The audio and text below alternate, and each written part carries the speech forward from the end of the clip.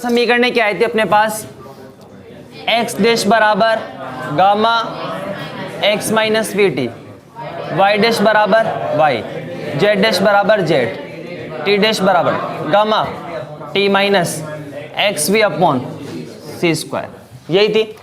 यदि S frame, पहले क्या होता है, S dash frame S frame के सापेक्ष प्लस एक्स दिशा में विवेक से गतिमान था। अब यदि S frame S dash frame के सापेक्ष क्या हो, माइनस विवेक से गतिमान हो, तो उस स्थिति में लॉरेंज रूपांतर समीकरणों को प्रतिलोम लॉरेंज रूपांतर समीकरण कहते हैं। ठीक है, तो वो समीकरण क्या होगी, देखो यहां पर x बराबर gamma x dash plus minus v की जगह क्या माइनस वी, मतलब प्लस हो जाएगा, और ये वी टी डैश, y बराबर क्या y डैश, z बराबर z डैश, t बराबर gamma t dash minus x dash v upon c square. तो ये तो कौन सी समीकरण है, लॉरेंज रूपांतर समीकरण है, और ये कौन सी है, प्रतिलोम लॉरेंज रूपांतर समीकरण है। तो लिखेंगे एक लाइन, यदि एस फ्रेम अरे मतलब निर्देश तंत्र, एस निर्देश तंत्र, यदि S frame S dash frame के सापेक्ष, यदि S frame S dash frame के सापेक्ष माइनस वी वेग से गतिमान हो, तो माइनस वी वेग से गतिमान हो, तो इस स्थिति में लॉरेंज रूपांतरण, इस स्थिति में लॉरेंज रूपांतरण समीकरणों को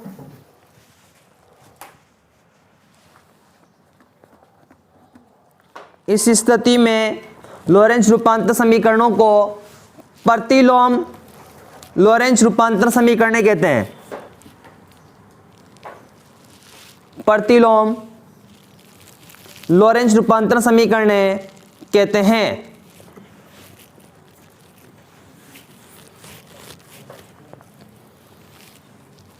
तथा प्रतिलोम लॉरेंज रूपांतर समीकरण निम्न है, तथा प्रतिलोम लॉरेंज रूपांतर समीकरण निम्न है।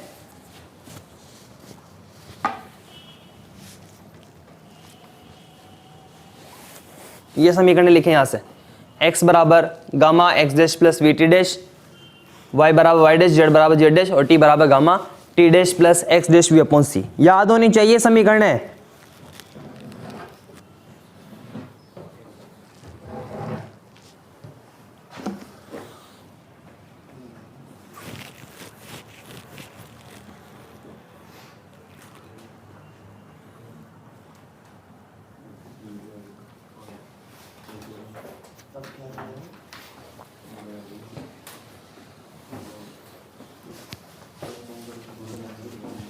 हो गया, ये लॉरेंज रूपांतर समीकरण भी आपको याद होनी चाहिए, और प्रतिलोम लॉरेंज रूपांतर समीकरण भी याद होनी चाहिए। ठीक है,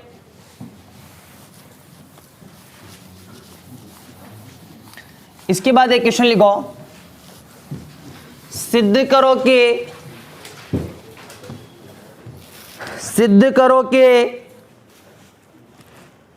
x square plus y square plus z square minus c square t square,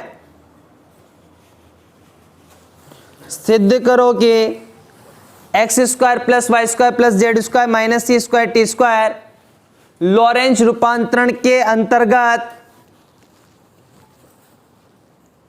निश्चय रहता है। Prove that the term x square plus y square plus z square minus c square t square is invariant under Lorentz transformation.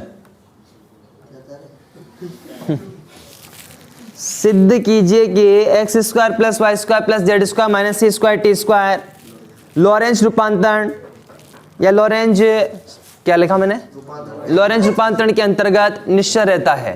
ठीक है, तो यहां पर देखिए अपन, मैं एस डैश फ्रेम में लेकर चलता हूं इस टर्म को, और वापस किस में लेके आता हूं इसको, एस फ्रेम में। तो सबसे पहले अपन लॉरेंज रूपांतर समीकरण लिखते हैं। देखो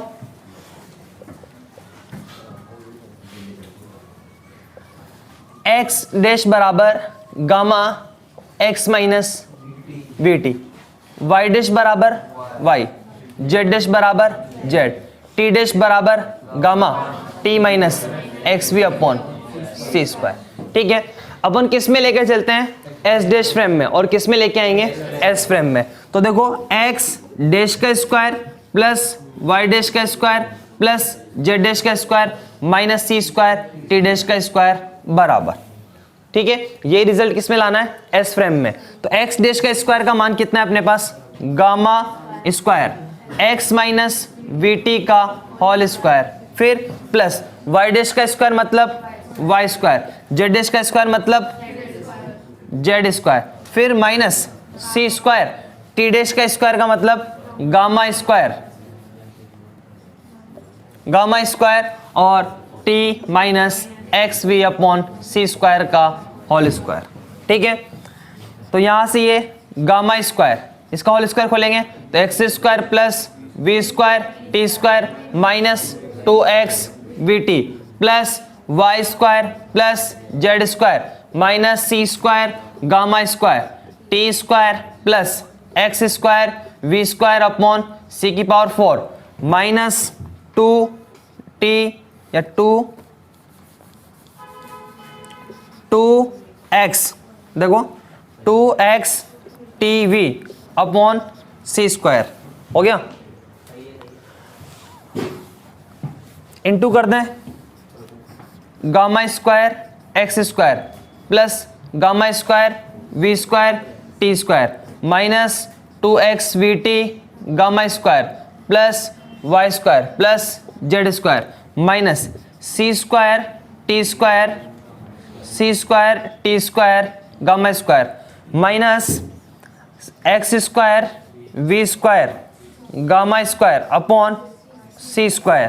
ठीक है, plus 2x v t gamma square, इससे तो ये कैंसिल हो गया 2x v t gamma square.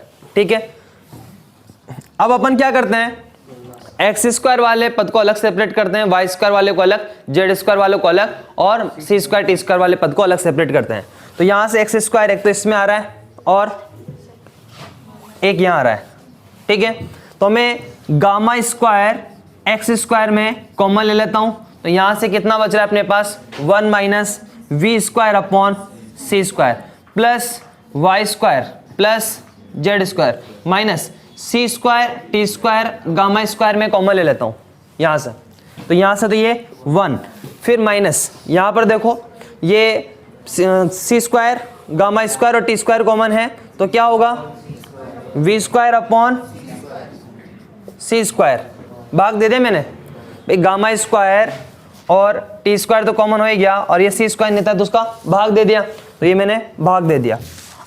अब देखो ये जो गामा स्क्वायर है, इस गामा का मान कितना, इससे इसको कैंसिल कर दूं क्या मैं, क्योंकि गामा कितना होता है आप जानते हो 1 upon √1 minus v square upon c square, तो उसका वर्क करेंगे तो 1 upon 1 minus v square upon c square रहेगा।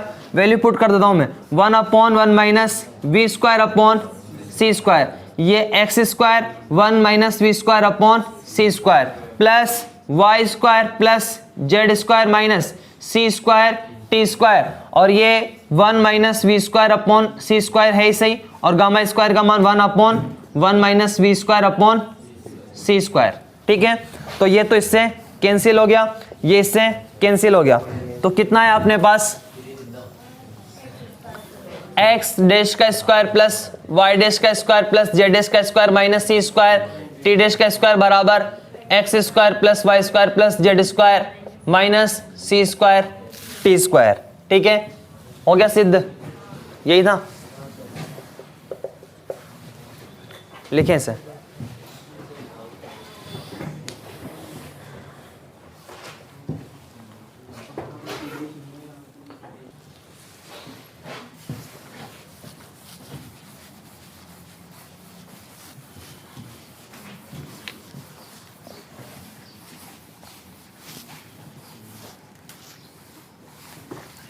टॉपिक डालो इसके बाद, लॉरेंज रूपांतरण समीकरणों के अनुप्रयोग, लॉरेंज रूपांतरण समीकरणों के अनुप्रयोग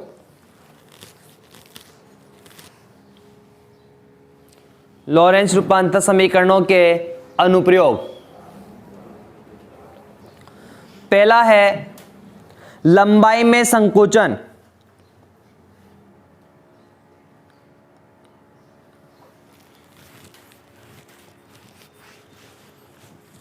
लंबाई में संकोचन। सुनो, आपेक्षिकता के विशिष्ट सिद्धांत के एक अनुप्रयोग के अनुसार स्थिर निर्देश तंत्र के सापेक्ष गतिमान वस्तुओं की लंबाई के अनुदिश संकोचन प्रेक्षित होता है। इसे सर्वप्रथम लॉरेंज और फिट्जरलैंड ने दिया था, इसलिए इसे लॉरेंज फिट्जरलैंड संकोचन भी कहते हैं। क्या है इस बात का मतलब? देखो,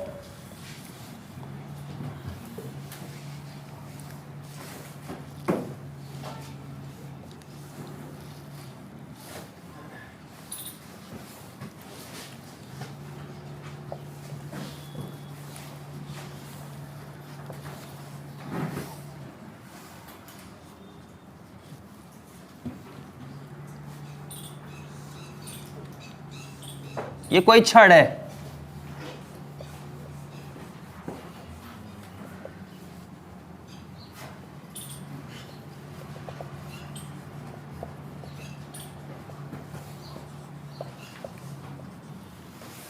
कोई छड़ है जो एस डैश फ्रेम में स्थिर अवस्था में रखी हुई है, ठीक है। और S dash frame S frame के सापेक्ष प्लस एक्स दिशा में क्या है? वी वेग से गतिमान है। तो ये छड़ भी क्या होगी? वी वेग से गतिमान होगी। तो यूं कह रहा है कि आपेक्षिकता के विशिष्ट सिद्धांत के एक अनुप्रयोग के अनुसार स्थिर निर्देश तंत्र के सापेक्ष गतिमान वस्तुओं की लंबाई के अनुदिश संकोचन प्रेक्षित होता है। इसे सर्वप्रथम लॉरेंज और फिट्जरलैंड ने दिया था, इसलिए इसे लॉरेंज फिट्जरलैंड संकोचन भी कहते हैं। इस बात का मतलब ये है, जैसे यूं समझो इसकी लंबाई 1 मीटर है।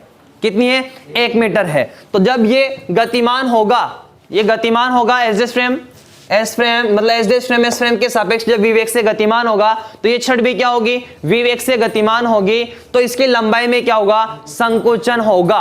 मतलब जैसे 1 मीटर है तो 0.9 या 0.8 या 0.7 इस तरह से होगा संकोचन, कम प्रतीत होगी, ठीक है। कैसे? इसको सिद्ध करते हैं।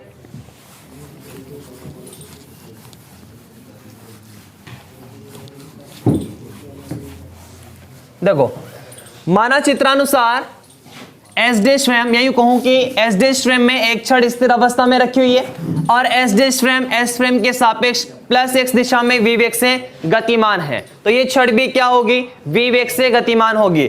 निर्देश तंत्र एस डैश में इस छड़ के सिरों पर मापी गई जो दूरियां हैं वो कितनी है? x1 डैश और x2 डैश है। तो छड़ की उचित लंबाई, प्रॉपर लेंथ या ओरिजिनल लेंथ वो कितनी होगी? L0 बराबर x2 dash minus x1 dash. Equation number first. ये किस में मापी? एस डैश फ्रेम में, ठीक है। ये है अपने पास। अब देखो यहां पर मैं क्या कह रहा हूं कि एस फ्रेम में छड़ के सिरों पर मापी गई दूरियां कितनी है? x1 और x2 है। तो छड़ की प्रेक्षित लंबाई मतलब मापी गई लंबाई L बराबर कितनी होगी? x2 minus x1। Equation number second. We know that, हम जानते हैं कि क्या? L x डैश बराबर gamma x minus v t, y dash बराबर y, z डैश बराबर z। तो देखो यहां पर x डैश बराबर gamma x minus v t, y dash बराबर y, z डैश बराबर z, t डैश बराबर gamma t minus x upon c। इसको मैं सबको क्या बोल देता हूं? 3 बोल देता हूं। ये मान मैं यहां पुट करूं, ठीक है। तो from equation number first and third क्या होगा? L0 बराबर x2 डैश। तो यहां पर मेरे पास क्या है? x डैश है। तो x2 डैश क्या होगा? बोलो। Gamma x2 minus v t2 मत बोलना, क्योंकि समकालीनता की क्या है? अपेक्षिकता है, इसीलिए t वही रहेगा, ठीक है। फिर minus x1 dash, x1 dash क्या होगा? Gamma x1 minus v t, ठीक है। तो L0 बराबर gamma x2 minus gamma v t minus gamma x1 और plus gamma v t, gamma v t से gamma v t cancel, L nought बराबर gamma x two minus L nought बराबर gamma L. ये L nought क्या थी? वास्तविक या प्रेक्षित क्या? उचित लंबाई, प्रॉपर लेंथ, ठीक है। और ये एल क्या है? प्रेक्षित लंबाई जो आपने मापी है। तो एल बराबर लंबाई में संकुचन प्रेक्षित होता है, मतलब एल का मान ज्ञात करना है अपन को, प्रेक्षित लंबाई। तो एल बराबर कितना? एल नॉट अपॉन गामा, और चूंकि गामा कितना होता है? 1 upon under root 1 minus v square upon c square. अगर यू वेग से गतिमान हो तो वी की जगह क्या लिखोगे? यू, पर यहां पर क्या था? वी से ही गतिमान है अपने पास। वैल्यू पुट करूं तो एल बराबर एल नॉट, गामा का मान रखूंगा तो ये चीज ऊपर आ जाएगी, और ये under root 1 minus v square upon c square. अब अपने पास लंबाई में संकुचन प्रेक्षित होता है, तो लंबाई में संकुचन कब होगा? मतलब कौन ज्यादा हो या कौन कम हो? एल और एल नॉट में से कौन कम हो? एल कम हो, प्रेक्षित लंबाई कम हो, मतलब L less than L not होना चाहिए। और ये कब होगा? कब संभव है?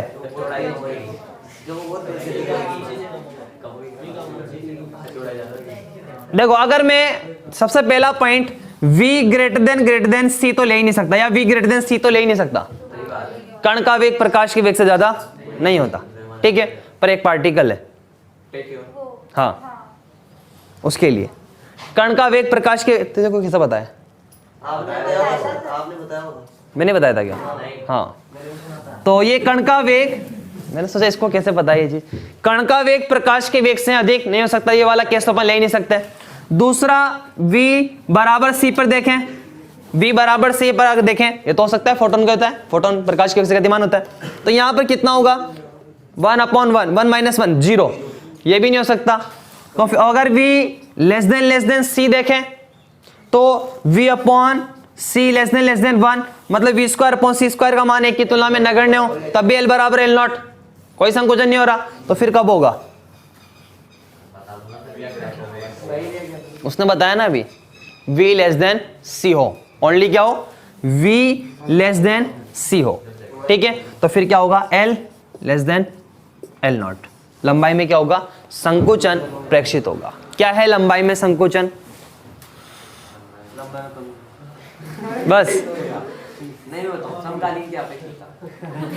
वाह वाह, बहुत बढ़िया। आपेक्षिकता के विशिष्ट सिद्धांत के एक अनुप्रयोग के अनुसार स्थिर निर्देश तंत्र के सापेक्ष गतिमान वस्तुओं की लंबाई के अनुदिश संकुचन प्रेक्षित होता है। इसे सर्वप्रथम लॉरेंज और फिट्जरलैंड ने दिया, इसलिए इसे लॉरेंज फिट्जरलैंड संकुचन भी कहते हैं। माना चित्रानुसार एक छड़ निर्देश तंत्र एस देश में स्थिर अवस्था में रखी हुई है और एस देश तंत्र एस तंत्र के सापेक्ष प्लस एक्स दिशा में v वेग से गतिमान है, तो निर्देश तंत्र एस देश में रखी हुई छड़ भी क्या होगी? v वेग से गतिमान होगी।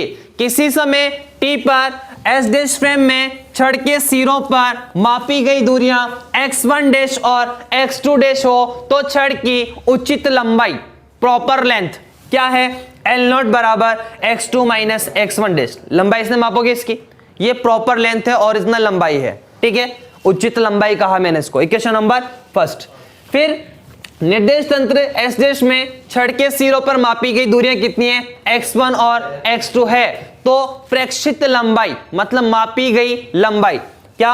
L बराबर x2 माइनस x1। अब अपन जानते हैं लॉरेंज रूपांतर समीकरण है x डैश बराबर gamma x minus v t, y dash बराबर y, z डैश बराबर z, t डैश बराबर gamma t minus x v upon c square. ये वैल्यू मैं यहां पुट कर दूं तो यहां x2 है मेरे पास, तो x डैश वाली एरी, तो यहां वैल्यू पुट करेंगे तो यहां x2 है तो यहां क्या जाएगा? x2। t2 नहीं करेंगे, क्यों? क्योंकि समकालीनता की क्या है? आपेक्षिकता है। कालीनता का मतलब काल से है, काल का मतलब समय है ना, कहते हो ना काल पड़ गया। तो ये x2 minus v T minus gamma, देखो ये x1 डैश मतलब gamma x1 minus v T, ठीक है। ये गामा वीटी से gamma VT cancel, gamma x2 minus x1, gamma common x2 minus x1, और x2 माइनस x1 क्या है? L।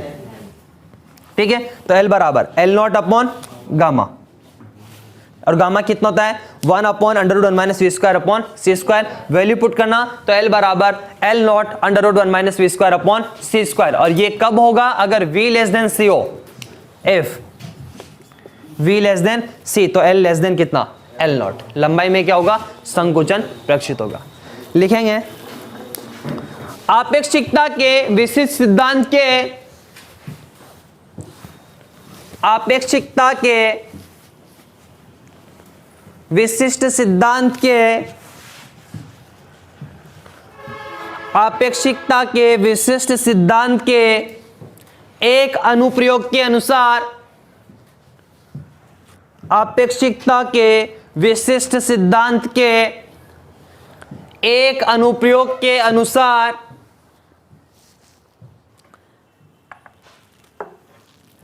स्थिर निर्देश तंत्र के सापेक्ष, स्थिर निर्देश तंत्र के सापेक्ष, स्थिर निर्देश तंत्र के सापेक्ष गतिमान वस्तुओं की लंबाई के अनुदेश, गतिमान वस्तुओं की लंबाई के अनुदेश संकुचन, संकुचन प्रेक्षित होता है, संकुचन प्रेक्षित होता है। सर्वप्रथम इस संकुचन को, सर्वप्रथम इस संकुचन को लॉरेंच और फिट्जरलैंड, लॉरेंच और फिट्जरलैंड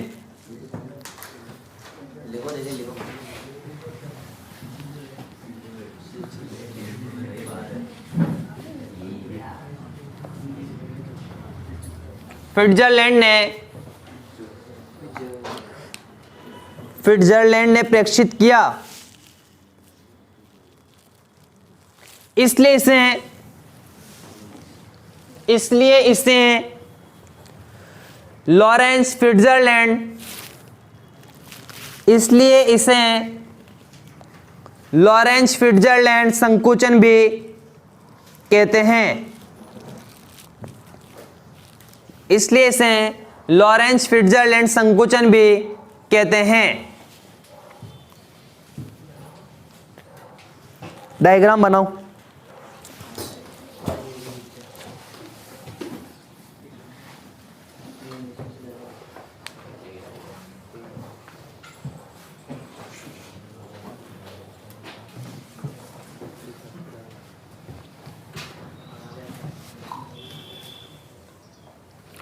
माना एक क्षण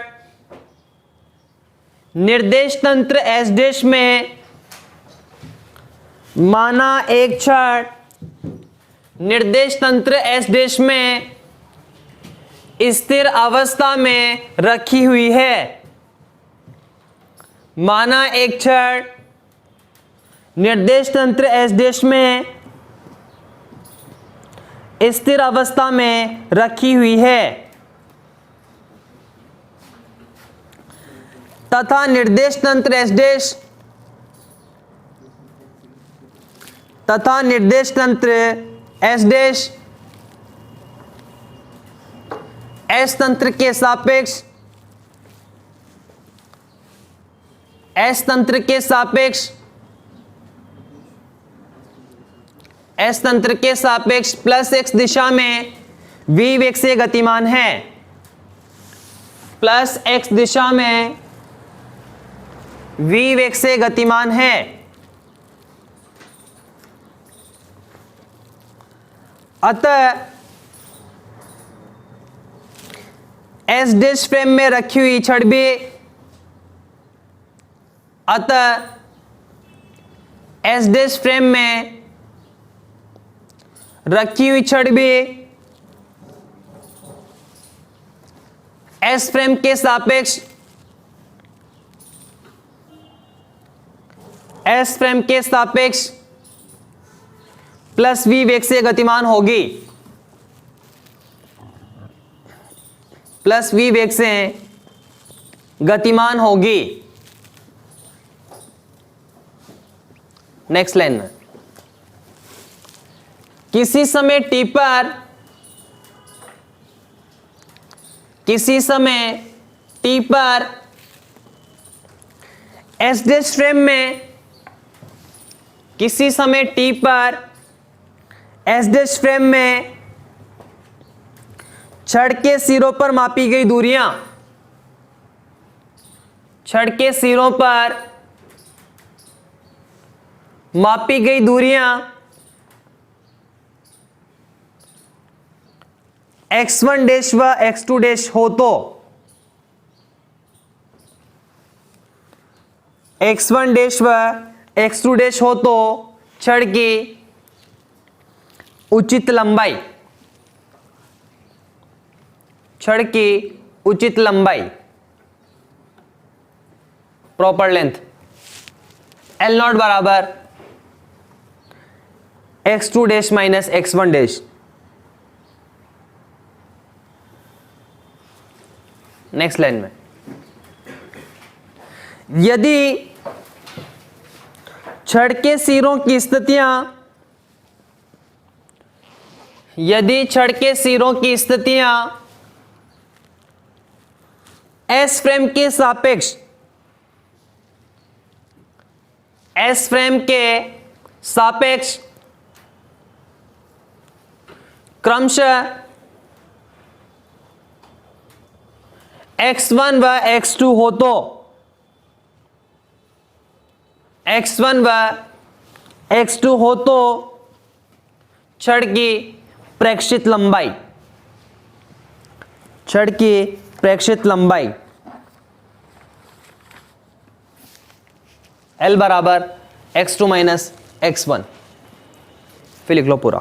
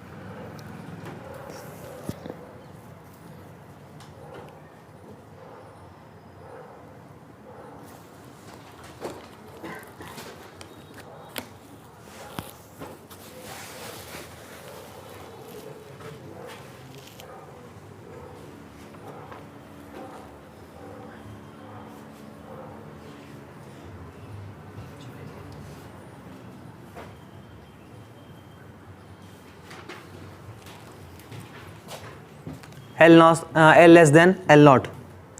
अभी मैं एग्जांपल दूंगा, आपको समझ में आ जाएगा कि संकोचन कैसे हुआ है।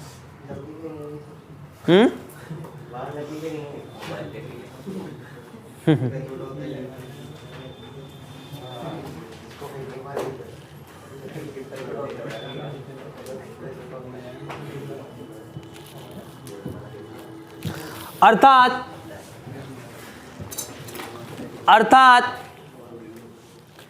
स्थिर निर्देश तंत्र के सापेक्ष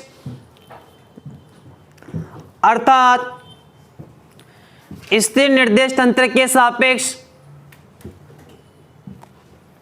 गतिमान वस्तुओं की लंबाई के अनुदिश स्थिर निर्देश तंत्र के सापेक्ष गतिमान वस्तुओं की लंबाई के अनुदिश गतिमान वस्तुओं की लंबाई के अनुदेश संकुचन प्रेक्षित होता है। गतिमान वस्तुओं की लंबाई के अनुदेश संकुचन प्रेक्षित होता है। क्वेश्चन लिखेंगे,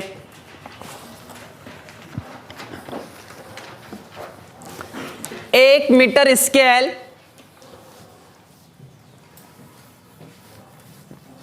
1 मीटर स्केल 0.6 सी 1 मीटर स्केल 0.6 सी वेग से गतिमान है। ये 1 मीटर क्या दिया?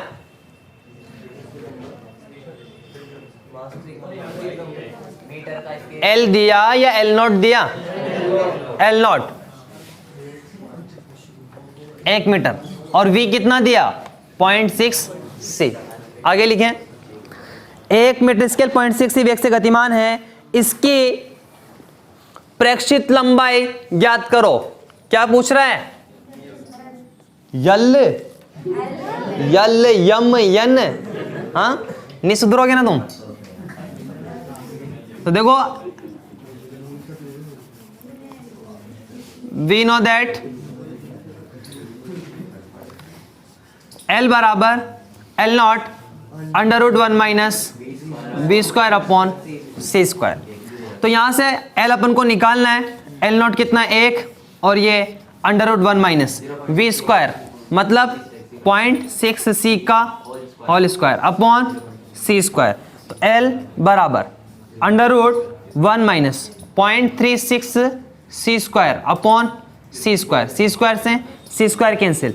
एल बराबर अंडर रूट 1 माइनस 0.36, तो एल बराबर अंडर रूट पॉइंट कितना बचा? 64.8 मीटर। पहले कितनी थी? 1 मीटर, अब कितनी रहेगी? 0.8। वृद्धि हुई या कमी हुई? संकुचन हो गया ना, ठीक है। हाँ प्रतीत।